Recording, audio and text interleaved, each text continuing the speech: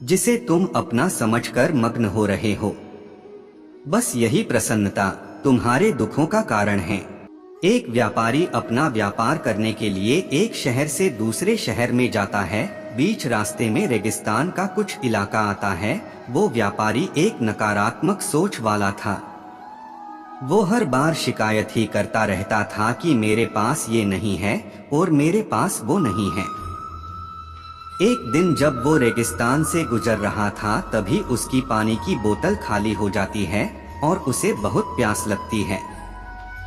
वो रेगिस्तान में पानी की तलाश करने लगता है, किंतु उसे कहीं पर भी पानी नहीं मिलता है। अब वो चलते चलते काफी थक गया था और ऊपर से उसे पानी भी नहीं मिला, इसलिए उसे बहुत गुस्सा आ रहा था। वो गुस्से में बोलने लगा कि ये कितनी बकवास जगह है। न तो यहाँ पर कोई पेड़ पौधे हैं, ना ही यहाँ पे पानी मिलता है। वो अब आसमान की तरफ देखकर कहने लगा, हे भगवान, आपने ये कैसी जगह बनाई है।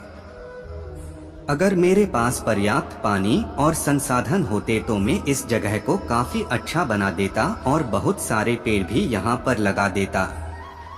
वो व्यापारी ऊपर देखकर ये सब ऐसे बोल रहा था कि जैसे वो भगवान से जवाब की प्रतीक्षा कर रहा हो कि भगवान उसे कुछ कह दे।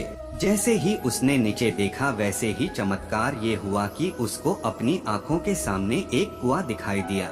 वो कुएं को देखकर बहुत ज्यादा खुश हो जाता है। वो कुएं के पास पहुंचा और उसने देखा कि कुआं पूरी तरह पानी से भरा हुआ है।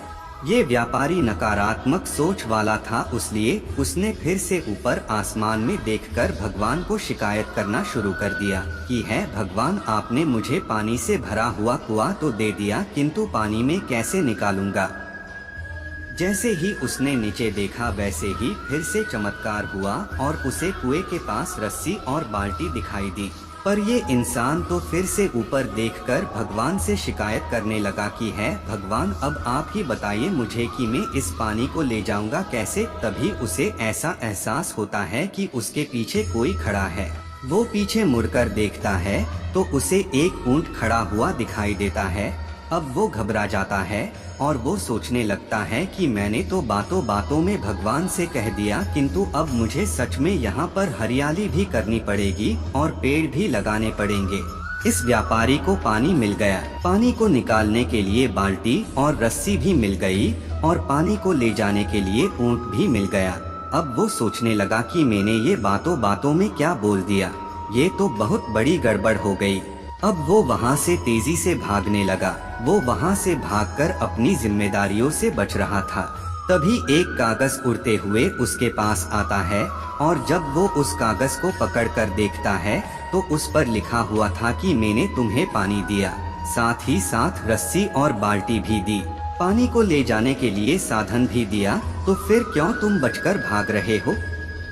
ये कागज पे लिखा हुआ पढ़कर उस व्यापारी को पता नहीं चल रहा था कि ये मेरे साथ क्या हो रहा है।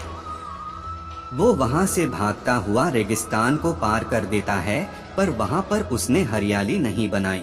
इस व्यापारी की तरह ही हम लोग हमेशा शिकायत ही करते रहते हैं कि मेरे पास ये नहीं है, मेरे पास वो नहीं है।